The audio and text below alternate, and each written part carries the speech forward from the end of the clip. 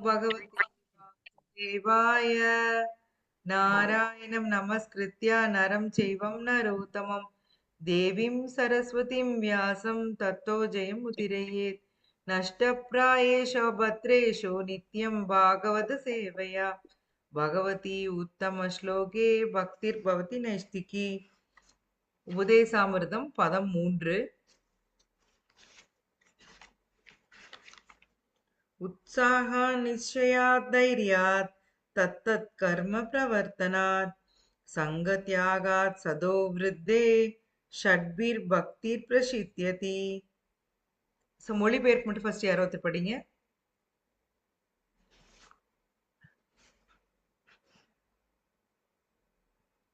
ஹரே கிருஷ்ணா. மொழிபெயர்ப்பு மற்றும் பொருளை வழங்கிய பக்தி வேதாந்த சுவாமி ஸ்ரீல பிரபுபாதாக்கு ஜெய். தூய பக்தி தொண்டை ஆற்றுவதற்கு அனுகூலமான 6 கொள்கைகள் உள்ளன. 1. உற்சாகத்துடன் இருத்தல். 2. நம்பிக்கையுடன் முயலுதல். 3. பொறுமையுடன் இருத்தல். 4. ஸ்ரவணம், கீர்த்தனம், விஷ்ணு ஸ்மரணம், கிருஷ்ணரை பற்றி செவியுறுதல், உரைத்தல், நினைத்தல் முதலியவர். பக்தி தொண்டிற்கு அனுகூலமான செயல்களை செய்தல். 5. பக்தர் அல்லாதவர்களின் சங்கத்தை கைவிடுதல். 6. முந்தைய ஆச்சாரியர்களின் அடிச்சுவர்களை பின்பற்றுதல். இந்த 6 கொள்கைகளும் தூய பக்தி தொண்டின் முழுமையான வெற்றியை நிச்சயமாக உறுதி செய்கின்றன. ஹரே கிருஷ்ணா. ஹரே கிருஷ்ணா. சோ பக்தி தொண்டுக்கு போன ஸ்லோகால் நம்ம என்ன பார்த்தோம்? என்ன பார்த்தோம் ஞாபகம் வருதா இருக்காது? அதிகமான ஆகாரம், ஆசை, பிரயாசப்படுறது ஒரு விஷயத்தை வச்சு, அதிகமா உண்ணுதல், செல்வம், தேவையற்ற விஷயங்களை பேசுதல், சங்கம், ஜனசங்கம் தேவையில்லாத ஜனசங்கத்தோட இருக்கக்கூடாது. கவிதா மாதா சொன்னது. அப்புறம் நியமாகிரக இல்லைங்களா? நியம ஆக்ரக அக்ரக 2 மீனிங் பார்த்தோம் இல்லைங்களா? அப்புறம் மனம் போன போக்கில் செயல்படுதல்.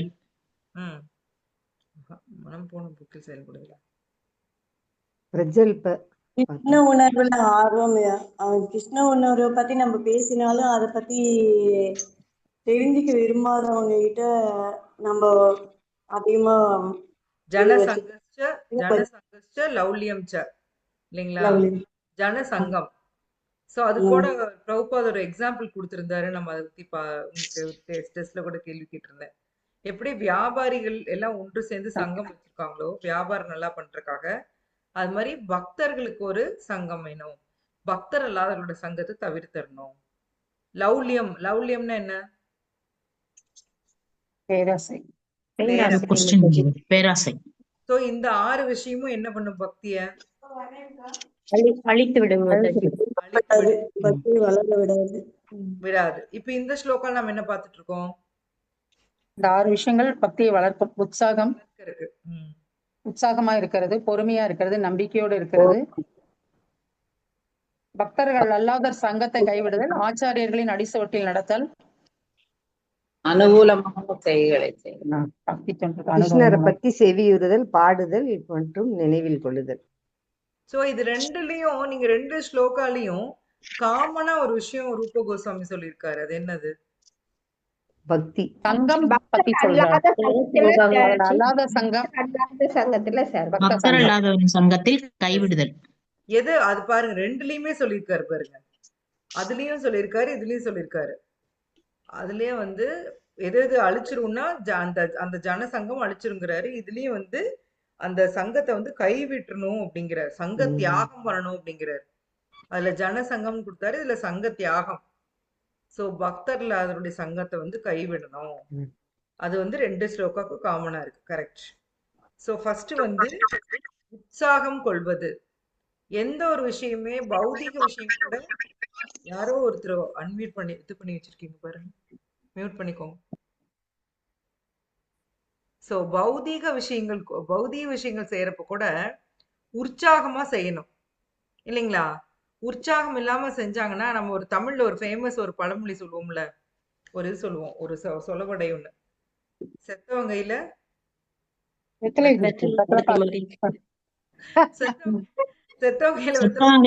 பாக்கு கொடுக்கறது மாதாஜி. அப்படி என்ன அர்த்தம்? அதுக்கு என்ன மீனிங்? இப்போ கிரிப்பா பிடிக்க முடியாது. செத்தவங்க கையில வெத்தலை பாக்கு கொடுத்தா அவங்க சந்தோஷமாவும் வாங்குவாங்க, Waste தான். Waste. அவனுக்கு ஒண்ணுமே தெரியாதே, தெரியாது. எஸ். ஒண்ணுமே தெரியாது. அப்படியே சில பேர் வந்து அப்படியே டல்லா வேலை பார்ப்பாங்க. அதுக்குதான் சொல்லுவாங்க, இன்னும் செத்தவங்கையில வெத்தலை பாக்கு கொடுத்த மாதிரி இப்படி இருக்கிற அப்படிம்பாங்க. முன்னெல்லாம் அந்த வெற்றிலை பாக்குக்கு வந்து அவ்வளவு முக்கியத்துவம் இல்லைங்களா? நம்ம கல்யாணங்கள் எல்லாமே கவனிச்சு பாருங்க. அதாவது எந்த கம்யூனிட்டி இப்ப இந்துக்களுடைய கல்யாணங்கள்ல எந்த கம்யூனிட்டியா இருந்தாலுமே காமனா இருக்கிற விஷயம் அங்க என்னது? வெத்தலை வெத்தலை பாக்கு. பாக்கு, வெற்றிலை பாக்கு. தேங்காய். வெத்தலை பாக்கு இல்லாம யாராவது கல்யாணம் பண்ணுவாங்களா என்ன? ம்ஹும். எந்த சம்பிரதாயத்துக்கும் எல்லாத்துக்குமே பூஜைக்கு புனஸ்காரம் தாம்பூலம் இல்லாத எதுவும் கிடையாது. கரெக்ட். ஏன்னா அப்பெல்லாம் தாம்பூலத்துக்கு அவ்வளவு முக்கியத்துவம் கொடுத்திருக்காங்க பாருங்க. அப்ப அதாவது வீட்டுல வர்றவங்களுக்கு வந்து கண்டிப்பா தாம்பூலம் ஆமா. கொடுப்பாங்களாம். அப்ப போடுவாங்க, வெத்தலை போடுவாங்க. எங்க எங்க எங்க பாட்டி சொல்லியிருக்காங்க. அவங்க கல்யாணம் ஆகி வந்தப்போ அவங்க மாமனார் மாமியார் இவங்க வந்து அப்ப வெத்தலை போட மாட்டாங்களாம். அப்ப வந்து திட்டுவாங்களாம், நீ போடலைன்னா எங்களோட போயிருந்து பழக்கம், நீ போடலன்னா எப்படி நீ வர்றவங்களுக்கு கொடுப்ப அப்படின்னு சொல்லி ஃபோர்ஸ் பண்ணி வெத்தலை போட வச்சாங்களாமா. வெத்தலை ஆனா பாத்தீங்கன்னா நல்லா 85 வரைக்கும் அவங்க நல்ல எலும்பெல்லாம் ஊட்டமா தான் இருந்தாங்க. அந்த கால்சியம் அப்படியே ஆட் ஆகுது. கால்சியம் சத்து. சுண்ணாம்பு. ஜீரணத்துக்கு ரொம்ப நல்லது இல்லைங்களா? வெத்தலையும் ரொம்ப நல்லது ஜீரணத்துக்கு. எங்க வீட்டுல குழந்தை பிறந்து பால் கொடுக்கறதுக்கு குளிச்சுட்டு வந்தாக்க பால் கொடுக்கறதுக்கு முன்னால வெத்தலை பாக்கு போட்டு அதுக்கப்புறம் தான் கொடுப்போம். அதே மாதிரி மதியானம் சாப்பிட்டதுக்கு அப்புறமும் வெத்தலை பாக்கு போடணும், கம்பல்சரி போடணும். கம்பல்சரி மாதாஜி. அப்புறம் குழந்தை உள்ள இருக்கும் போதே நைட்டு போட்டுக்க சொல்லுவாங்க. பாத்தீங்களா? இப்பெல்லாம் சொன்னா யாரும் நம்ப கூட மாட்டேங்கிறாங்க. கரெக்ட். எஸ் மாதாஜி, ட்ரூ. அந்த அளவுக்கு வந்து அந்த வெத்தலை பாக்கு எவ்வளவு இம்பார்ட்டன்ஸ். சோ அப்போ அந்த மாதிரி இருக்கக்கூடிய ஒரு வெத்தலை பாக்கு ஒருத்தர் கொடுத்தா அவங்க எவ்வளவு சந்தோஷமா வாங்கணும் இல்லையா? அட குடுங்க குடுங்கன்னு வாங்கணும். ஆனா செத்தவங்க கையில கொடுத்தா அவன் வாங்குவானா? அவனுக்கு தெரியவே தெரியாது, என்னன்னே தெரியாது. அதுக்கப்புறம் எல்லாம் டல்லா இருக்கவங்கள வந்து அப்படி சொல்லுவாங்க, டல்லா இருக்கவங்க. So, பௌதீகமா நீங்க பௌதீகமா ஒரு விஷயத்த செஞ்சீங்கன்னா கூட உற்சாகமா செஞ்சீங்கன்னா தான் அந்த காரியம் உருப்பிடும். இல்ல ஒரு சில பேர் இருப்பாங்க, நீங்க உலகத்துல இருக்கிற அத்தனை காசையும் கொடுத்தீங்கன்னா கூட அவங்களை சந்தோஷப்படுத்த முடியாது. பாத்திருக்கீங்களா அந்த மாதிரி ஆளுங்கள? நிறைய பேர் இருக்காங்க அந்த மாதிரி. எந்நேரம் பார்த்தாலும் என்னத்த செஞ்சு என்னத்த அந்த மாதிரி ஒரு சந்தோஷம் கிடையாது. அவங்க எல்லாம் நிறைய குறை கண்டுபிடிப்பாங்க மாதாஜி, எதுனாலும் குறை கண்டுபிடிப்பாங்க. திருப்தியே கிடையாது. இதுதானே திருப்தி இருக்காது. அவங்களுக்கு கிருஷ்ணா எல்லாத்தையும் கொடுத்தாலுமே இவ்வளவுதானே அப்படிங்கிற ஒரு வேர்டு அவங்க வாயிலிருந்து வரும். இவ்வளவுதானே வந்திருக்கு, நாம அதுக்கு கூட தகுதி இல்லைன்னு புரியாது இல்லைங்களா? நாம அதுக்கு கூட தகுதி இல்லை, ஆனா பகவான் நமக்கு கொடுக்குறாரு, அதெல்லாம் புரியாது. அந்த மாதிரி எதுலயுமே ஒரு சந்தோஷம் இல்லாம இருப்பாங்க. ஏன்னா அவங்க நினைச்சுக்கிறாங்க தாங்க ரொம்ப கிரேட்டு, தங்களுக்கு வர வேண்டியது வரல அப்படின்னு அவங்க நினைச்சுக்கிறாங்க. ஆனா ஆக்சுவலி அது அவங்களுக்கு இப்ப கிடைச்சிருக்கிறதே பகவானோட கருணையினாலேங்கிறதே அவங்களால புரிஞ்சுக்க முடியாது. அப்படி இருக்கிறவங்க தான் இந்த மாதிரி டல்லா இருப்பாங்க. சோ பக்தர்கள் வந்து எப்பவுமே எப்படி இருப்பாங்கன்னா உற்சாகமா தான் இருப்பாங்க. சரியா? அதனாலதான் பக்தி தொண்டுக்கு உற்சாகம் ரொம்ப தேவை அப்படின்னு சொல்லி ரூப கோஸ்வாமி கொடுக்கிறாரு, சொல்றாரு. மாதாஜி நடுவுல ஒரு 5 minutes போவேன், வெளியில போவேன் மாதாஜி. பக்கத்து வீட்டு குழந்தைக்கு பர்த்டே, அவங்க கேக் வாங்க போயிருக்காங்க, இன்னும் வரல. வந்ததுக்கு அப்புறம் போகணும். கேக் வாங்க வரைக்கும் கிளாஸ் கேட்பீங்க, அப்புறம் கேக் வந்துச்சுன்னா அப்போன்னு எங்களை விட்டு போயிருவீங்க. கேக் வேணுமா கிருஷ்ணா வேணுமா? ஹரே கிருஷ்ணா மாதாஜி, நல்ல ஜோக். அந்த குழந்தை அப்போல இருந்து கூப்பிட்டு வாங்க பாட்டி வாங்க பாட்டின்ட்டு. போயிட்டாங்க மாதாஜி, நாங்க ரெக்கார்டிங் கேட்டுக்கலாம், ஒண்ணும் பிரச்சனை இல்லை, போயிட்டாங்க. சும்மா சொன்னேன், கலாட்டா பண்ணாப்புல, வேற ஒண்ணும் இல்ல. நீங்க பண்ண அத பாருங்க, வந்தாச்சு. இந்த கேக் வந்துருச்சு. இங்க எத்தனை பேர் இருக்கோம்? 15-16 பேர் இருக்கோம். எங்களை எல்லாம் விட்டுட்டு கேக் சாப்பிட்டா எப்படி இருக்கும்? நான் சாப்பிட மாட்டேனே. சாப்பிட மாட்டீங்களா? கேக்ல எக் போட்டிருக்கும் மாதாஜி, எக் போட்டிருக்கும். எக்லெஸ்ஸா இருக்கு. இருக்கு. எங்க பொண்ணு அவங்க எல்லாம் வாங்க மாட்டாங்க. அடுத்த கண்டிஷன் போட்டுருங்க அந்த பொண்ணுட்ட, நான் வரணும்னா நீ எக்லெஸ் வாங்கு அப்படின்னு. உங்களுக்கு வேணா ஒண்ணு வாங்கி தரேன்னு சொல்லுவாங்க. அது வந்து கேக் காஸ்ட்லிங் மாதாஜி, உங்களை மில்க் மேட் போட்டு செய்யணும். அதனால செய்யறதுக்கு வந்து பணம் அதிகம்னு வாங்க கடையில மாட்டேங்கிறாங்க. கிடைக்குது, கடையில கிடைக்குது. கிடைக்குதுங்க மாதாஜி, கொஞ்சம் விலை அதிகம். ம். எங்க பொண்ணு செஞ்சிட்டு இருக்கிறா. ஆனா சொல்லுவா கொஞ்சம் ரேட் அதிகம், கொஞ்சம் அதனால அதிகம் தான், யாரும் ரேட் வாங்க அதிகம். மாட்டேன், முட்டை போட சொல்லுவாங்க. அவளே சாப்பிட மாட்டா. ஆனா ம். கேட்கறவங்களுக்கு செஞ்சு தரணும்பா. ஓகே ஓகே, சரி ஓகே, பை பை, போயிட்டோம். சோ உற்சாகம் தேவை. உற்சாகம் இல்லாமல் ஒருவரால வெற்றி அடைய முடியாது. பௌதீகமா கூட ஒரு செயலை ஜெயிக்க முடியாது. சோ டிவோட்டின்னு இருக்கிறவங்க எப்பவுமே உற்சாகமா இருக்கணும். ஏன் உற்சாகமா இருக்கணும்னா, நான் சொன்ன பாயிண்ட் தான். இது பகவான் எல்லாமே நமக்கு கொடுத்திருக்காரு இல்லைங்களா? இன்னைக்கு கூட பிரபுபாதர் வந்து பிரபுபாதோட லெக்சர் ஈவினிங் படிச்சுட்டு இருக்கிறோம், கேசவ பிரேமதாஜி இதுல. சோ அவர் தான் சொல்லியிருந்தார், பகவான் மாதாஜி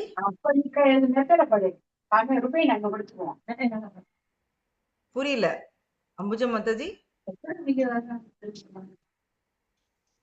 சோ அதுல வந்து பிரபுபாதர் என்ன சொல்லியிருக்காரு அப்படின்னா, ஒவ்வொருத்தருக்கும் தேவையான உணவு பகவான் கொடுத்திருக்காரு. எந்த ஒருத்தருக்கும் உணவு இல்லாம இல்ல. நம்ம அடிக்கடி சொல்லுவோம் இல்லைங்களா, யானைக்கும் ஆப்பிரிக்கால இருக்கிற அத்தனை யானைகளுக்கும் அவர் வந்து உணவு கொடுத்திருக்காரு, எறும்புகளுக்கும் உணவு கொடுத்திருக்காரு. ஆனா அந்த கிடைச்சிருக்கிற அந்த உணவை சாப்பிட தெரியாம மனுஷன் வந்து நான் பாடுபட்டாதான் சோறுன்னு சொல்லிட்டு இல்லாத கஷ்டத்தை உருவாக்கி பாடுபடுறான் அப்படின்னு சொல்லி பிரபுபாத சொல்லியிருப்பாரு. சோ எல்லாமே பகவான் கொடுத்திருக்காரு.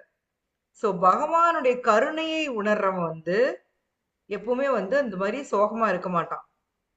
எனக்கு எவ்வளவு கொடுத்திருக்காரு கிருஷ்ணா அப்படின்னு சொல்லி ஹாப்பியா தான் இருப்பாங்களாமா. சோ அதனாலதான் அந்த உற்சாகம், இப்படி உற்சாகங்கிற ஃபர்ஸ்ட் இது வச்சிருக்காரு ரூப கோஸ்வாமி, உற்சாகமா இருக்கணும் பக்தியில.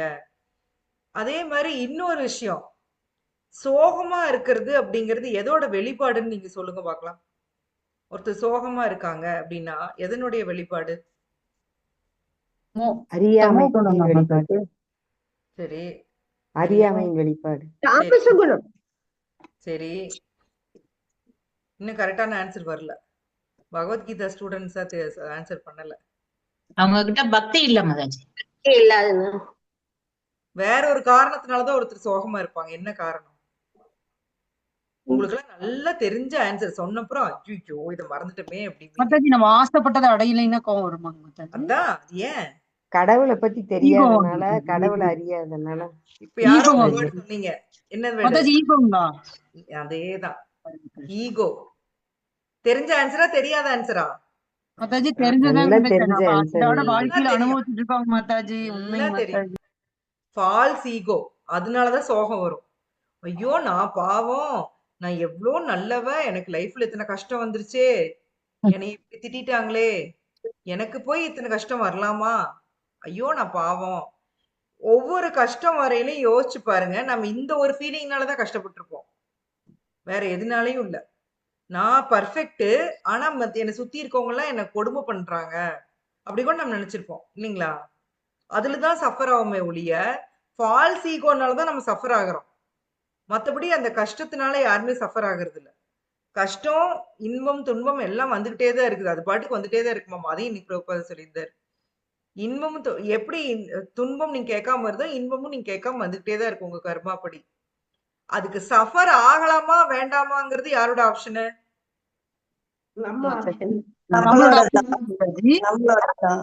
மாதாஜி ஒரே ஒரு டவுட் மாதாஜி. இப்ப வந்து நம்ம குழந்தைங்க தப்பு பண்றாங்கன்னு வச்சுக்கோங்க மாதாஜி, நம்ம சொல்லி கேட்கல அப்படின்னா நம்ம அவங்கள கேட்கும்போது நம்மளோட பாலிசிக்காவா என்னங்க மாதாஜி தப்பு? யாரு மேல கண்டிப்பா நீங்க கேட்கணும். குழந்தைங்க தப்பு பண்ணா தண்டிக்கணும், அது சந்தேகமே கிடையாது. அம்மாவோட டியூட்டி அதுதான். ஆனா நீங்க அது எப்படி பண்றீங்கிறது தான் அங்க உங்க ஃபால்ஸ் ஈகோ அப்ளை ஆகும். நீங்க வந்து அதை வந்து உங்களோட நீ என்னோட பிள்ளையா இருந்துட்டு நீ எப்படி இப்படி பண்ணலாம், மோஸ்ட்லி அப்படிதான் ஒரு ஸ்டேட்மெண்ட் வரும் இல்லையா? எனக்கு ஒரு குழந்தை பிறந்ததே, எனக்கு போய் பிள்ளையா தான் நம்ம திட்டுவோம். அப்படி கிடையாது. உண்மையிலேயே அந்த குழந்தை நல்லா இருக்கணும்னு நீங்க நினைச்சீங்கன்னா கண்டிப்பா கண்டிக்கணும், கண்டிக்காம இருக்கக்கூடாது. மதரோட டியூட்டி. இல்லைன்னா அவங்க வீணா போயிருவாங்க. இந்த வயசுல கண்டிக்கலன்னா ஈகோ, இந்த வயசுல ஈகோ தட்டி அடிச்சிடணும், இல்லைன்னா பெருசாகி கஷ்டப்படுவாங்க. இன்னைக்கு வந்து ஏன் பிள்ளைங்க எல்லாம் கஷ்டப்படுதுன்னா அந்த ஈகோவை வந்து தட்டல, அதான் ரீசன். நமக்கெல்லாம் தட்டினாங்க, சின்ன பிள்ளைன்னு தட்டினாங்க, நல்லா தட்டு தட்டுன்னு தட்டினாங்க. இப்ப யாரும் தட்டுறது இல்ல, அதுதான் இப்ப பிரச்சனை. Yes, Mataji. எஸ். ஸோ உற்சாகம். நம்ம இங்கிருந்து எங்கேயோ போயிட்டோம்.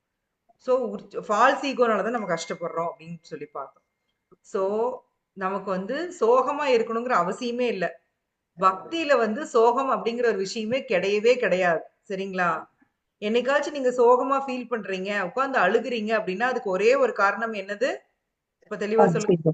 Falls ego. எப்ப உங்களுக்கு கண்ணீர் வந்தாலும் உங்களுக்கு என்ன ஞாபகம் வரணும்? இதெல்லாம் எதனால வருது? False ego. Yes. அதனால ஒரு பைசா பிரயோஜனம் கிடையாது. ஞாபகம் வச்சுக்கோங்க. நீங்க திருப்பி திருப்பி இந்த பௌதீக பந்தத்துல வீழ்றதுக்கு தான் அது காரணமா இருக்கு. சோ பக்தியில் உற்சாகம் தேவை. அடுத்தது என்ன குவாலிட்டி உற்சாகத்துக்கு அப்புறம்? நிச்சயாத். உற்சாகாத் நிச்சயாத். நிச்சயாத்னா தன்னம்பிக்கை. தன்னம்பிக்கை வேணும். அப்புறம் தைரியாத் பொறுமை வேணும். ரெண்டுமே பிரபுபாதர் வந்து ஒட்டுக்கா எக்ஸ்பிளைன் பண்ணியிருந்தாரு இல்லையா? நம்பிக்கை வேணும். கண்டிப்பா ஒருத்தனுக்கு வந்து பக்தியில நம்பிக்கை வேணும். நம்பிக்கை இல்லாம பக்தியில வந்து நம்மளால ப்ரொசீட் ஆக முடியாது. அதே மாதிரி பொறுமைக்கும் கொடுத்திருந்தாரு. ஒரு அழகான எக்ஸாம்பிள் கொடுத்திருந்தாரு. நம்ம பார்த்தோம். யாருக்கா ஞாபகம் வருதா? ஒரு நல்ல எக்ஸாம்பிள் கொடுத்திருந்தாரு. குழந்தை மாதாஜி. கரெக்ட். எக்ஸாக்ட்லி. சூப்பர். கல்யாணம் ஆன உடனே ஒரு பெண் வந்து குழந்தை வேணும்னு கேட்டா கிடைக்குமா? 10 மாசம் வெயிட் பண்ணணும் இல்லையா?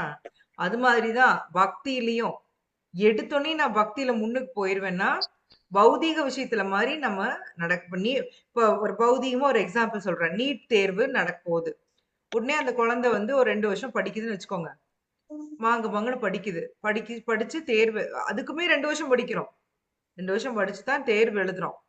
எழுதுனோடனே எனக்கு மார்க் அடிச்சிச்சு, நான் டாக்டர் சீட் வாங்கிட்டேன். இந்த மாதிரி பக்தியில நடக்குமா? நடக்காது. படிப்படியா தான் போகணும். படிப்படியா தான் போகணும். சோ அந்த பொறுமை வேணும் கண்டிப்பா எல்லாருக்குமே. நான் இப்ப எடுத்தோடனே நான் ஒரு 16 மாலை பண்ணிட்டேனாவே நான் டிவோட்டின்னு நம்ம நினைச்சிடக்கூடாது. சோ பக்தியில் பொறுமை அவசியம் தேவை.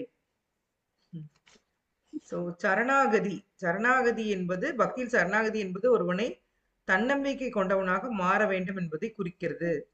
அவசியம் ரக்ஷிபே கிருஷ்ணா. கிருஷ்ணா நிச்சயமா என்னை காப்பாத்துவாரு. இந்த நம்பிக்கை ஒரு டிவோட்டிக்கு வேணும். அதையும் இன்னைக்கு பார்த்தோம் இல்லையா மாதாஜி?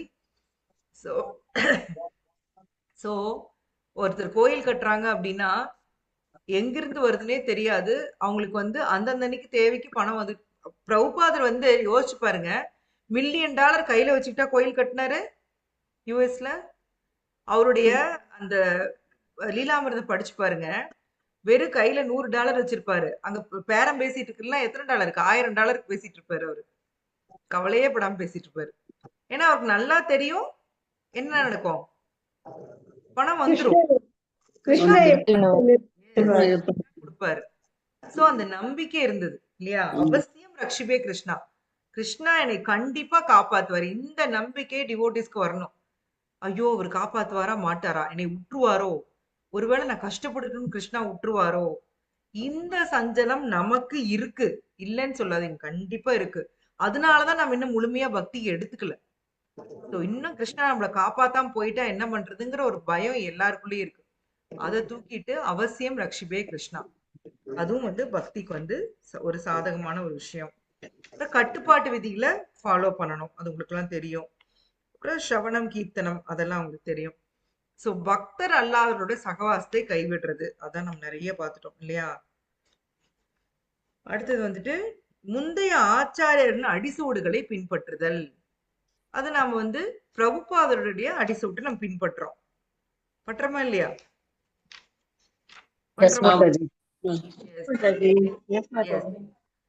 ஏன்னா நம்மளுடைய ஃபவுண்டர் ஆச்சாரியர் ஸ்ரீல பிரபுபாதர் தான்.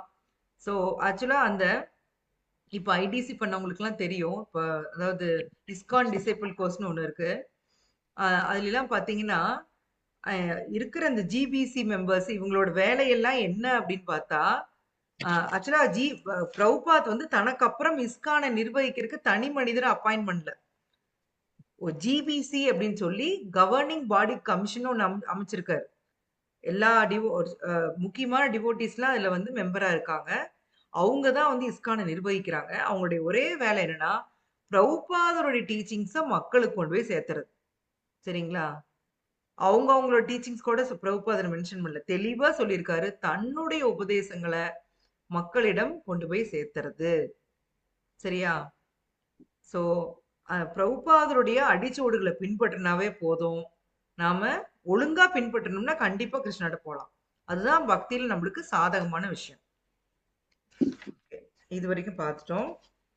சோ இப்ப அடுத்த நம்ம படம் எனக்கு வந்து பேஜ் நம்பர் 41. உங்களுக்கு எல்லாம் என்ன பேஜ்? 39 வரும். 39. படிங்க, யாரோ ஒருத்தர் படிங்க. நம்ம எங்க இருந்து படிக்கணுமோ படிங்க. சாந்தி மாதாஜி படிங்களேன், புக் இல்லையா? அது எதுல இருந்து கரெக்டா தெரியல. எந்த பத்தி எந்த பத்தி எந்த பத்தி 39 பேஜ் நம்பர் 39 பலனை நோக்கி செயல்படுவோம். எதுல படிக்கணும்? 10வது பகவத்கீதையின் மற்றொரு இடத்திலும் கிருஷ்ணர் கூறுகிறார். அதுல இருந்து படிக்கணும் மாதாஜி. இந்த முயற்சியில் குறைவோ இழப்போ இல்லை அப்படின்னு சொல்லிட்டு இருக்குல்ல, அதுல அதுக்கு அடுத்த பேராகிராஃப் பக்தி தொண்டு மிகவும் தூய்மையானது. பலனை லாஸ்ட்ல வருது பாருங்க, பலனை நோக்கி செயல்படுவோர். அதுங்களா? இல்ல இல்ல மாதாஜி, 38 லாஸ்ட். 38ல லாஸ்ட். சரி. ஹரே கிருஷ்ணா. பக்தி தொண்டு மிகவும் தூய்மையானது, பக்குவமானது என்பதால் ஒருவன் இதனை ஆரம்பித்த உடனேயே அவன் இறுதி வெற்றியை நோக்கி கட்டாயமாக இழுத்து செல்லப்படுகிறான். சில நேரங்களில் ஒருவன் மன எழுச்சியின் காரணமாக தனது சாதாரண பௌதீக செயல்களை கைவிட்டு பரமபுருஷரின் தாமரை திருவடிகளில் தஞ்சமடைந்து ஆரம்ப நிலை பக்தி தொண்டில் ஈடுபடுகிறான். ஒருவேளை எத்தகு பக்குவமற்ற பக்தன் வீழ்ச்சியுற்றாலும் அவனுக்கு எந்த இழப்பும் இல்லை. மறுபுறம் ஒருவன் பக்தி தொண்டில் ஈடுபடாமல் வர்ணம் மற்றும் ஆசிரமத்துக்குரிய கடமைகளை ஆற்றினால் அவனால் என்ன லாபத்தை அடைய முடியும்? வீழ்ச்சியடைந்த பக்தன் ஒருவன் அடுத்த பிறவியில் ஒரு தாழ்ந்த குடும்பத்தில் பிறக்க நேர்ந்தாலும் அவனது பக்தி தொண்டு எந்த நிலையில் நின்று போனதோ அந்த நிலையிலிருந்து மீண்டும் ஆரம்பமாகும். பக்தி தொண்டு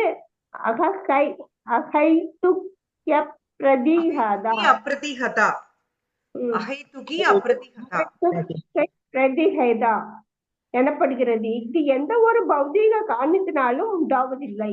இதனை எந்த ஒரு பௌதீக காரணத்தினாலோ தடங்களோ நிறுத்தவோ நிரந்தரமாக குறைக்கவோ முடியாது. எனவே பக்தன் தனது சேவையில் நம்பிக்கையுடன் இருக்க வேண்டும்.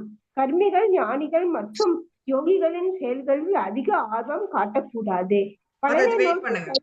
மாதாஜி ஒரு நிமிஷம் இந்த பேராகிராஃப் டிஸ்கஸ் பண்ணிட்டு அப்புறம் படிக்கலாம். ஓகே. சோ பக்தி தொண்டு நம்ம போனதுல என்ன முடிச்சோம்னா மாதாஜி சொன்னாங்களே, இப்ப நேகா பிக்கமின் ஆஸ்வஸ்தி பிரத்யவாயோன வித்யதே ஸ்வல்பம் அப்பியச தர்மஸ்ய திராயத்தே மகத்தோ பயாத். சோ என்னன்னா இந்த முயற்சியில் குறைவோ இழப்போ இல்லை. எந்த முயற்சியில குறைவோ இழப்போ இல்லை?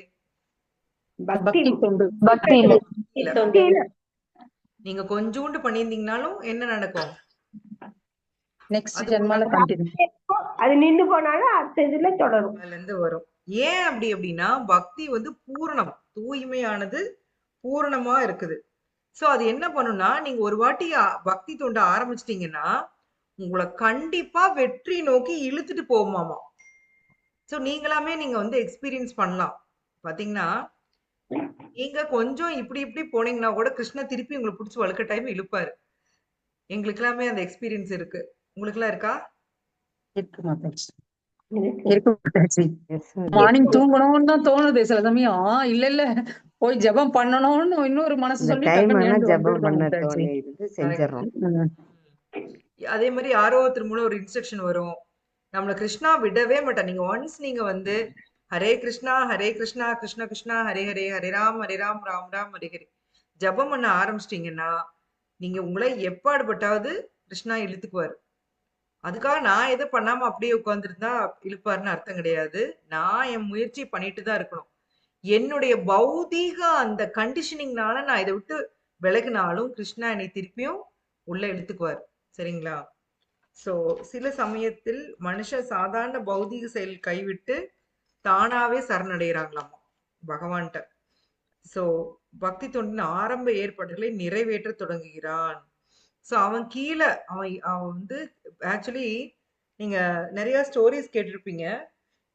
பக்தர்கள் கீழ் ஜாதியில பிறந்திருக்க இதெல்லாம் கேட்டிருக்கீங்களா? நந்தனார் அதே கேள்விப்பட்டிருக்கிறேன். நிறைய கேள்விப்பட்டிருப்பீங்க. ஹரிதாஸ் ஹரிதாஸ் டாக்கூர் வேற மதம் இருந்தாலும் ஹரிதாஸ் தாக்கூர் நாமாச்சாரியாரா இருக்கார். நாமாச்சாரிய ஹரிதாஸ் தாக்கூர். அதே மாதிரி நான் ஒரு ஸ்டோரி விட்லா ஸ்டோரி ஒன்னு சொல்லுவேன். திருக்கச்சி நம்பி திருக்கச்சி நம்பி சாமியோட பேசினார். அவர் இல்லைங்க மாதாஜி. அவர் கோயில்ல சாமியோட பேசுவாரு. திருப்பானாழ்வார் கூட சொல்லலாம் மாதாஜி. திருப்பானாழ்வார் கைசிகை ஏகாதசி செலிப்ரேட் பண்ணுமே, கைசிகை ஏகாதசி திருப்பானாழ்வார். திருப்பானாழ்வார் கைகசி ஏகாதசி இல்ல, அவரு வேற, இவரு வேற. இது பாடுவாரு, திருப்பன் பாடுவாரு. திருப்பானாழ்வார் வேற. அவரு ஸ்ரீரங்கம் மாதாஜி. வைகசி அது வந்து வைகசி ஏகாதசி அந்த அவரு இல்ல. அவருக்கு பேரே பாடுவான் அப்படின்னு அவருக்கு பேரே இல்ல. நம்பாடுவான் சொல்றீங்க நீங்க. நம்பாடுவான். இவரு திருப்பானாழ்வார் வேற. அவரு வந்து ஸ்ரீரங்கத்துல வந்து பாடி கடவுளோட இது பண்ணிடுவாரு. அப்புறம் உள்ளேயே போகாத பாடிட்டு இருக்குள்ளதான் அவர் கனவுல வந்து பகவான் சொல்லி அவரை. ஆமாங்க.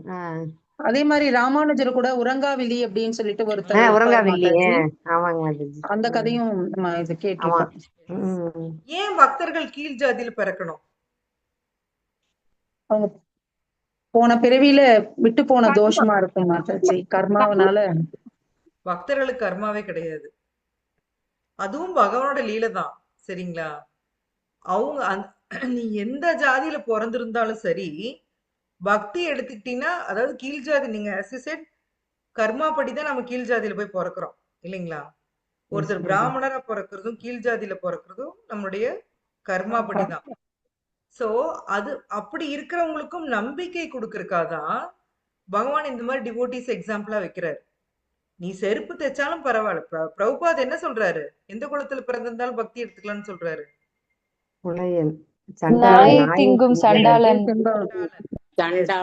சம்பந்தி பிராமணே கவி ஹஸ்தினி சுஷி சைவ பண்டிதா சமதர்ஷினி நாயத்திங்கிற சண்டாள குலத்துல பிறந்திருந்தாலும் ஒருத்தன் பக்தி எடுத்துக்கலாம். சோ கீழ் குலத்துல பிறந்தா பக்திக்கு தடைன்னு யாரும் நினைக்க வேண்டாம் அப்படின்னு பகவான் வந்து நம்மளுக்கு நம்பிக்கை கொடுக்கறதுக்காக அது சொல்றாரு. சோ பக்திக்கு வந்து எதுவுமே தடை கிடையாது. நீங்க ஒன்ஸ் பக்தி எந்த ஸ்டேஜ்ல பண்ணிட்டு விடுறீங்களோ அடுத்த ஜென்மத்துல அந்த ஸ்டேஜ்ல இருந்து ஆரம்பிப்பீங்க. அதேதான் பிரபுபாத் கொடுக்கிறாரு. அகைதுகி அப்ரதிஹதா. சோ எந்த ஒரு விலை பௌதீக காரணத்தினால ஏற்படுறது கிடையாது பக்தி. இப்போ உங்களுக்கு வந்து நல்ல அழகான ஒரு உடல் கிடைக்குது அப்படின்னா அதுக்கு என்ன காரணம்?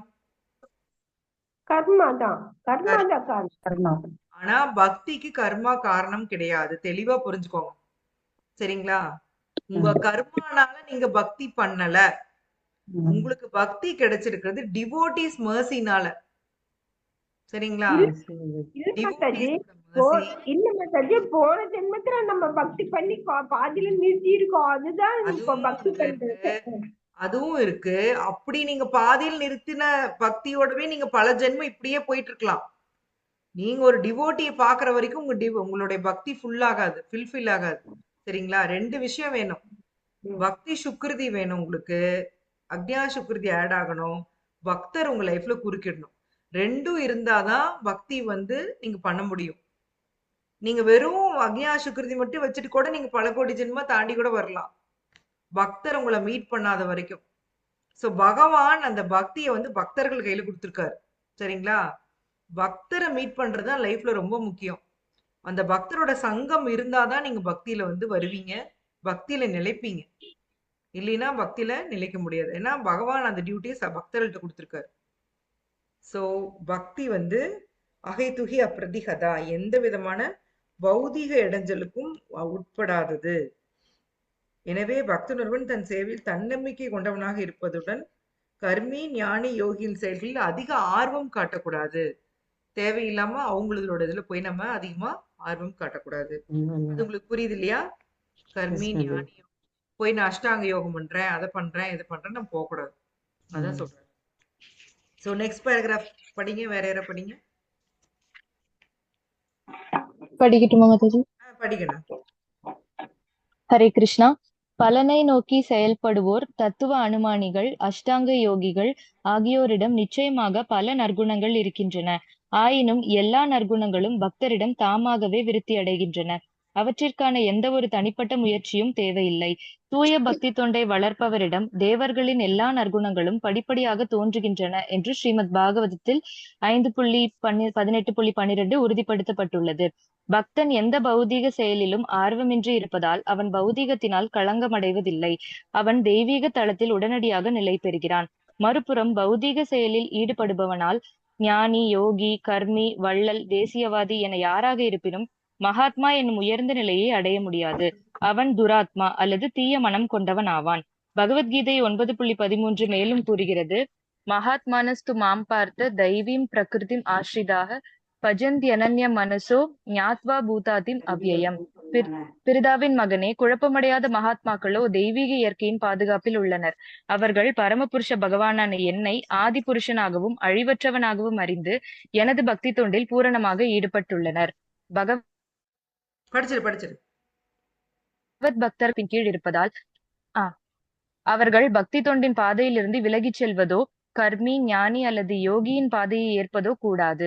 இதுவே உற்சாகான் நிஷ்டயாத் தைரியாத் தத்தத் கர்ம பிரவர்த்தனாத், உற்சாகத்துடனும் நம்பிக்கையுடனும் பொறுமையுடனும் பக்தி தொண்டின் ஒழுக்க நெறிகளை நிறைவேற்றுதல் எனப்படுகிறது. இவ்விதமாக ஒருவர் தடையின்றி பக்தி தொண்டில் முன்னேற இயலும். ஹரே கிருஷ்ணா. ஹரே கிருஷ்ணா. தேங்க்யூ. சோ போன ஸ்லோகாலேயே இன்னொரு பாயிண்ட் கொடுத்திருந்தாங்க, நம்ம மறந்துட்டோம். அதாவது ஒருத்தன் பக்தி பண்ணாம பௌதீக கடமைகளை பர்ஃபெக்டா பண்ணி என்ன பிரயோஜனம்? அந்த ஸ்லோகம் நம்ம பாகவத ஸ்லோகம் அடிக்கடி பிரபுபாத் கோட் பண்ணுவார். யாருக்காவது ஞாபகம் இருக்கா? பக்தி பண்ணாம வெறும் பௌதீக செயல்களை கரெக்டா பண்ணி என்ன பிரயோஜனம்? அதே சமயம் பக்தி பண்றவன் இந்த தன்னோட கடமைகளை கரெக்டா செய்யலினாலும் என்ன தப்பு? ஒரு இழப்பும் இல்லை அப்படின்னு சொல்லி ஒரு பாகவத ஸ்லோகா வரும். நாரதர் சொல்லியிருப்பாரு வியாசர். எனக்கா ஞாபகம் வருதா?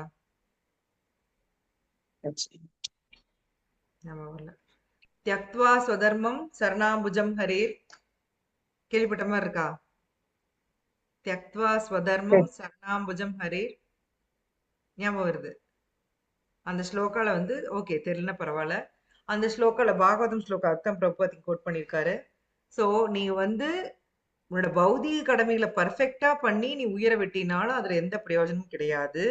அதே சமயம் பக்தி பண்ணிட்டு இருக்கிறவன் பௌதீக கடமைகளை கரெக்டா பண்ணலினாலுமே அவனுக்கு எந்த இழப்பும் இல்லை அப்படின்னு கொடுத்திருப்பாங்க. சரிங்களா? சோ பௌதீகத்துல தேவையில்லாம அதிகமா திளைக்க வேண்டாம். நீ அதே மாதிரி கர்மி, ஞானி, யோகிட்ட அட்ராக்ட் ஆக வேண்டாம் அப்படின்னு சொல்றாரு. அவங்களுக்கும் நல்ல குணங்கள் இருக்கத்தான் செய்யும். அவங்களுக்கு பாத்தீங்கன்னா யோகிலாம் மனசை கண்ட்ரோல் பண்ணி புலனை கண்ட்ரோல் பண்ணி அவங்க பர்ஃபெக்டா பண்ணுவாங்க. பர்ஃபெக்ஷன் பாக்குறவங்களுக்கு அது ரொம்பவே பிடிக்கும். ஆனா அதுல அட்ராக்ட் ஆயிராதீங்கன்னு பிரபுபாதர் கொடுக்குறாரு. சோ பக்தர்களுக்கும் நல்ல குணம் தானா வருமா? பாகவத்துல அதுக்கும் ஸ்லோகா இருக்கு. யஸ்யாஸ்தி பக்தி பகவதி அகிஞ்சன ஒரு ஸ்லோகா வருது. பக்தி பண்றவங்களுக்கு தானாவே தேவர்களுடைய குணங்கள் வர ஆரம்பிக்குமாம். சோ அதெல்லாம் பக்தியோட சைடு எஃபெக்ட். சரிங்களா? இப்ப நீங்க ஒரு மாத்திரை போட்டீங்கன்னா சைடு எஃபெக்ட் வருது இல்லையா? ஒரு வலி மாத்திரை போட்டீங்கன்னா கூடவே என்ன வரும்? வயிறு எரியும். அல்சர் வரும். எஸ், அல்சர் வரும். அது மாதிரி பக்தி பண்ணிடாதீங்க. பண்ணுனீங்கன்னா உங்களுக்கு நல்ல குணம் வந்துரும். சரியா? எங்கேயாவது வந்துட போதுங்கிறீங்களா? எஸ், கண்டுபிடிச்சிட்டீங்க மாதாஜி அந்த ஸ்லோகாவை. சோ அதிகமான முயற்சி அதுக்குன்னு அதாவது பிரபுபாத் என்ன சொல்றாருன்னா, எனக்கு நல்ல குணம் வரணும் நீங்க முயற்சி பண்ண வேண்டாம். நீங்க பக்தியை நீங்க எதுல கான்சென்ட்ரேட் பண்ணணும்னு சொல்லிட்டாரு. பக்தியை ஒழுங்கா கவனமா செஞ்சீங்கன்னா இதெல்லாம் டிஃபால்ட்டா நடந்துரும் அப்படிங்கிறாரு. சோ தூய பக்தி பண்றவனுக்கு தேவர்களோட குணங்கள் வரும். பக்தர் ஒருவன் ஜட செயல்களில் அக்கறை கொள்ளாதனால ஜடத்தால் களங்கம் அடைவதில்லை. அதனால தெய்வீக படித்தரத்தில் நிலை பெற்றவராகிறார். சோ பாத்தீங்கன்னா ஏன் பக்தன் உயர்வா இருக்கான் அப்படின்னா அவனுக்கு இன்ட்ரெஸ்ட் கிடையாது. ஹரே கிருஷ்ணா. பௌதீக விஷயங்கள்ல பக்தனுக்கு இன்ட்ரெஸ்ட் கிடையாது. அவன் அதனால அந்த தூய படித்தளத்துல அந்த அந்த லெவல்ல வந்து அவன் நிக்கிறான். சோ ஒருத்தன் ஞானி யோகின்னு இருந்தாலும் கூட அவங்க அந்த மகாத்மா ஆக முடியாது. சோ மகாத்மா துராத்மா நாம் பார்த்தோம் இல்லைங்களா? என்ன எக்ஸ்பிளனேஷன் சொல்லுங்க, நீங்களே சொல்லுங்க. மகாத்மா யாரு, துராத்மா யாரு?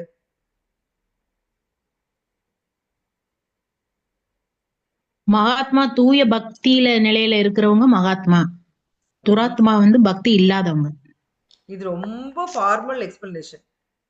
நான் உங்களுக்கு வந்து ஃபில்லப்ஸ் கொடுத்தேன், எல்லாம் ஃபில் பண்ணீங்க, மார்க் வாங்குனீங்க. ஆமா மாதாஜி. பத்மா மாதாஜி ஞாபகம் வரலையா? மகாத்மா யாரு? சாதாரணமா சொல்ற பௌதிகமா சொல்ற மகாத்மாக்கள்லாம் மகாத்மாக்கள் இல்லைன்றது மட்டும் ஞாபகம் இருக்கு மாதாஜி. பகவானின் தூய பக்தர்கள். பகவானின் பக்தர்கள் மட்டும். எந்த சக்திக்கு கீழே இருப்பாங்க, அடைக்கலம் எடுப்பாங்க? மாயா சக்தி, பகிரங்க சக்தி. மகாத்மா மாதாஜி மகாத்மா அந்தரங்க சக்தி லௌகிகமா இருக்கும். தூய பக்தர்கள் வந்து அந்தரங்க சக்திக்கு கீழே இருப்பாங்க. எல்லாரும் ஆன்சர் எதை பார்த்து எழுதுறீங்களா, பார்க்காம எழுதுறீங்களா?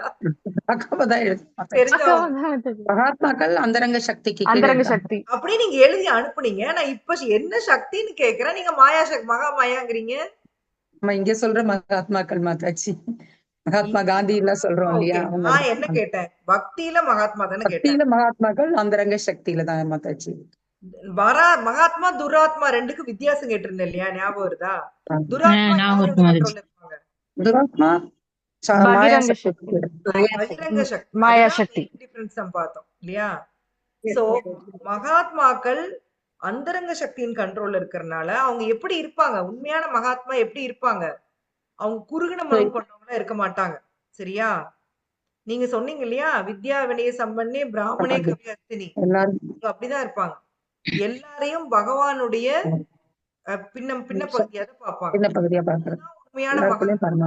அவங்களுக்கு பௌதீகத்தோட களங்கம் கூட அவங்களுக்கு இருக்காதாம். சோ யார் ஒருத்தருக்கு பௌதீகத்தின் களங்கம் இருக்கோ அவங்க என்ன ஆத்மா? ஒரு கேள்வி வைக்கிறேன், நாமெல்லாம் என்ன ஆத்மா சொல்லுங்க?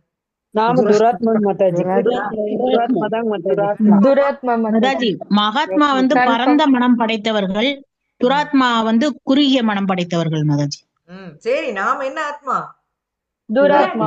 துராத்மா தான். துராத்மா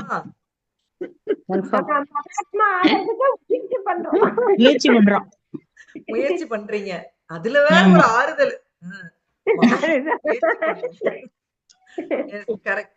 நாம துராத்மா தான். ஏன்னா நாம மாயாவோட கண்ட்ரோல்ல தான் இருக்கோம், மகாமாயா கண்ட்ரோல்ல தான் இருக்கோம். சரிங்களா மாதாஜி? நம்மள பக்தி சங்கத்துல இருக்கும் போது மகாத்மா, அதுக்கு பிற்பாடு துராத்மா. வடிவேலு மாதிரி சாயந்தரம் 6 மணி வரைக்கும் அதான் உண்மை. 6 மணிக்கு மேல துராத்மாங்கிற மாதிரி கிளாஸ் கேக்குற வரைக்கும் ஜபமா வரைக்கும் மகாத்மா. வச்சோடனே வெச்ச செகண்டே நாம என்ன ஆயிரும், ஆத்மா ஆயிடுறோம், ஆத்மா ஆயிரும் இல்லையா? மாயா ரெடியா நிக்கிறாங்க நம்ம கேட்ச் பண்றதுக்கு. எஸ். சோ மாயாவோட சக்தியை நம்ம புரிஞ்சுக்கணும். சோ நம்ம உண்மையிலேயே பக்தியில முன்னேறணும் அப்படின்னா மகாத்மாவா ஆகணும் இல்லைங்களா? மகாத்மானஸ்து பாருங்க, இந்த ஸ்லோகாவும் கொடுத்திருக்காங்க, அதையும் கேட்டீங்க. மகாத்மானஸ்து மாம் பார்த்தா தெய்வீம் பிரகிருதிம் ஆஸ்ரிதா. ஆஸ்ரிதானா என்னது? அடைக்கலம். ஆஸ்ரிதாவே என்னது? அடைக்கலம். தெய்வீம் பிரகிருதிம்.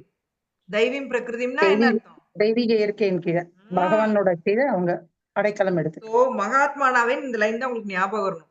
மகாத்மானஸ்து மாம் பார்த்த தெய்வீம் பிரகிருதிம் ஆஸ்ரிதா. என்னுடைய பாதுகாப்புல இருக்காங்க அவங்க. சரியா? சோ அவங்கதான் மகாத்மா. சோ ஏன்னா அவங்க ஆதி அந்தமான பரமபுருஷ பகவான் நான் தான் அவங்களுக்கு தெரியும் அப்படிங்கிறார் பகவான். சோ அவங்கதான் மகாத்மா. சோ பக்தர்கள் எல்லாமே பகவானுடைய பரம சக்தியின் பாதுகாப்பு இருக்கிறனால பக்தி தொண்டு வழியில இருந்து போகக்கூடாது அப்படின்னு பிரபுபாத கொடுக்குறாரு. சோ அவங்க வழி நாம போய் ஏத்துக்கூடாது. கர்மி ஞானி யோகிக்கெல்லாம் இதே மெத்தடா? அவங்களுக்கு என்ன மெத்தடு பகவான் அடைய இருக்கு? அஷ்டாங்க யோகம். அஷ்டாங்க யோகம். கர்ம யோகா பண்றவங்களுக்கு என்ன மெத்தடு பகவான் அடைய? கர்மயோகம், ஞான யோகம், பக்தி யோகம். எப்படின்னா நான் முன்ன கூட சொல்லியிருக்கேன், நான் ஒரு பையன், குட்டி பையன் இருந்தான். நான் அவனை வந்து உங்க சித்தப்பா பேர் என்னடான்னு கேட்டேன். விக்கி அப்படின்னா. நான் ஃபுல் ஃபார்ம் கேட்கறக்கா உங்க சித்தப்பாவோட ஃபுல் பேர் என்னடான்னு கேட்டதுக்கு விக்கி சித்தப்பா அப்படின்னா. அது மாதிரி கர்ம யோகா பண்றவங்களுக்கு என்ன மெத்தட் கேட்டா கர்ம யோகா அப்படின்னா நான் என்ன சொல்றேன்? நான் சொன்ன ஜோக் புரியுதா இல்லையா? கர்மிகள் கர்ம யோகா பண்றவங்க கிருஷ்ணாவை அடையறதுக்கு வழி என்ன? ஓ இது தெரியணும். தெரிஞ்சா அடுத்த ஸ்டெப் போகலாம். வர்ணாசிரமம் மாதாஜி. வர்ணாசிரம தர்மம். சரியா? எஸ் மாதாஜி. அடுத்த அப்படி கேக்குறப்ப எல்லாம் முழிக்க கூடாது. கர்ம யோகா பண்றவங்க கிருஷ்ணா அடையறதுக்கான வழி என்னது? வர்ணாசிரம தர்மம். வர்ணாசிரம தர்மம் பண்றவங்க யார வழிபடுவாங்க? விஷ்ணுர் ஆராத்தியதே. சரியா? திருப்திப்படுத்துவாங்க மாதாஜி. பகவான் சொல்லியிருப்பான் 3வது அத்தியாயத்துல work done as sacrifice should be done for Vishnu. பகவான் விஷ்ணுவுக்கு அர்ப்பணமா செய்யணும் அப்படின்னு ஒரு ஸ்லோகா படிச்சு ஞாபகம் இருக்கா? இருக்கு மாதாஜி. செய்யப்படும் செயல்கள் அனைத்தும் விஷ்ணுவிற்காக செய்யப்பட வேண்டும். இந்த யாகங்கள் நான் சொல்லியிருக்கேன் இல்லையா உங்கள்ட்ட தர்ம அர்த்த காம மோக்ஷா போவாங்க. அதுவே வர்ணாசிரம தர்மம் தான். சரியா? வர்ணாசிரம தர்மம் ஃபாலோ பண்ணி பகவான் அடைய ட்ரை பண்ணுவாங்க. கர்ம யோகா பண்ணி பியூரிஃபை ஆகி ஃபர்ஸ்ட் சக்காம கர்ம யோகம் பண்ணுவாங்க மெட்டீரியல் டிசையர்ஸோட. அடுத்தது நிஷ்காம கர்ம யோகம், பலனை வந்து பகவானுக்கு ஒப்படைச்சிருவாங்க. பண்ணி பியூரிஃபை ஆவாங்க. அப்புறம் ஞான யோகா, அப்புறம் தான் ஞான யோகா போவாங்க. சரிங்களா? அந்த ஞான யோகா போனாலும் பக்தி இருந்தாதான் பகவான்கிட்ட போக முடியும். நான் இதை உங்களை இத்தனை வாட்டி நான் உங்கள்ட்ட டிஸ்கஸ் பண்ணியிருக்கேன். சோ பக்தி யோகா ஒண்ணுதான் டைரக்டா போக முடியும். கர்ம யோகாலாம் ஸ்டெப் பை ஸ்டெப்பா தான் போக முடியும் இல்லைங்களா? சோ நீங்க அவங்கள அதை நோக்கி அட்ராக்ட் ஆகாதீங்க அப்படின்னு பிரபுபாதர் சொல்றாரு. கர்மி ஞானி யோகி பார்த்து நீங்க அட்ராக்ட் ஆகாதீங்க. சோ கர்மின்னு கொடுக்கறது வேற, கர்ம யோகம்ங்கிறது வேற. அவங்க வந்து கர்ம காண்டின்னு ஒருத்தங்க இருக்காங்க. அவங்க என்ன பண்ணுவாங்கன்னு பாத்தீங்கன்னா தேவர்களை வழிபடுறது அந்த மாதிரி இருப்பாங்க. கர்ம யோகம்னு வந்தாவே பகவானை வழிபடுறவங்க தான் யோகி. கிருஷ்ணாவை வந்து கடவுள்னு ஏத்துக்கிறவங்க தான் பண்றவங்க தான் யோகி. கர்ம யோகி, ஞான யோகி, தியான யோகி. சரிங்களா? இந்த டிஃபரன்ஸ் புரியுதா? கர்ம காண்டிக்கும் கர்ம யோகிக்கும். ஓகே. சோ இதெல்லாம் தான் வந்து உற்சாக நிச்சயா தைரியா. பக்தி தொண்டின் கட்டுப்பாட்டு செயல்களை பொறுமையுடனும் தன்னம்பிக்கையுடனும் உற்சாகமா நிறைவேற்றணும். இப்படி இருந்தாதான் நம்ம வந்து பக்தி தொண்டுல முன்னேற முடியும். பிரபுபாதர் தெளிவா கொடுத்துட்டார். சரிங்களா? இந்த எல்லா பாயிண்ட்ஸும் நல்லா ஞாபகம் வச்சுக்கோங்க. இதெல்லாம் இருந்தாதான் நமக்கு வந்து பக்தியில நல்லா முன்னேற முடியும். இதை ரூப கோஸ்வாமி கொடுக்குறாரு. சோ இன்னைக்கு வந்து இதோட முடிச்சுக்கலாம். சோ நம்ம வந்து அடுத்த டெஸ்ட் வைப்போம் இல்லையா? டெஸ்ட் வச்சுட்டு அடுத்த ஸ்லோகா ஆரம்பிச்சுக்கலாம். சரிங்களா? நான் உங்களுக்கு அனுப்பிச்சு விடுறேன் கொஸ்டின்ஸ். வேணுமா வேண்டாமா? வேணும் மாதாஜி. அப்பதான் கொஞ்சமாச்சும் தெரிஞ்சுக்கணும். ரெக்கார்டிங் அனுப்புறேன். இல்ல டெஸ்ட் வேணுமான்னு கேக்குறேன். கொஸ்டின்ஸ் வேணுமா? டெஸ்ட் வேணும். Okay, very nice. நான் போட்டு விட்டுறேன். நான் அனுப்புறேன். சோ இந்த அதுக்காக வேண்டியாவது இந்த ஸ்லோகா கொஞ்சம் டீப்பா படிங்க. என்ன சொல்ல வராரு, ரூப கோஸ்வாமி என்ன சொல்லி தராரு. அதுல டவுட் இருந்தாலும் தயவு செய்து கேளுங்க. நீங்க வாட்ஸ்அப்ல கூட போடுங்க. ஸ்பிரிச்சுவல் லேடிஸ் டூல நீங்க போட்டீங்கன்னா எல்லாருக்கும் யூஸ்ஃபுல்லா இருக்கும். நீங்க சும்மா வாய்ஸ் நோட் போட்டீங்கன்னா போதும். பேசி ரெக்கார்ட் பண்ணி கூட எனக்கு இந்த சந்தேகம் மாதாஜி, இதுக்கு பதில் சொல்லுங்கன்னு போட்டீங்கன்னா நானும் வாய்ஸ் நோட் போடுறேன். எல்லாரும் கேட்பாங்க. எல்லாருக்கும் யூஸ்ஃபுல்லா இருக்கும். சரிங்க. அது டெஸ்ட் வச்சாதான் படிக்கிறோம் மாதாஜி. மறுபடியும் படிக்க சொல்லுது அது. அதனாலதான் கரெக்டா ஆன்சர் பண்ணிட்டீங்க பாருங்க எல்லாரும். மகாத்மா துராத்மா கூட தெரியாம. மாதாஜி மறந்து போகுது மாதாஜி. என்னங்க வளர்மதி மத்தது என்ன சொன்னீங்க?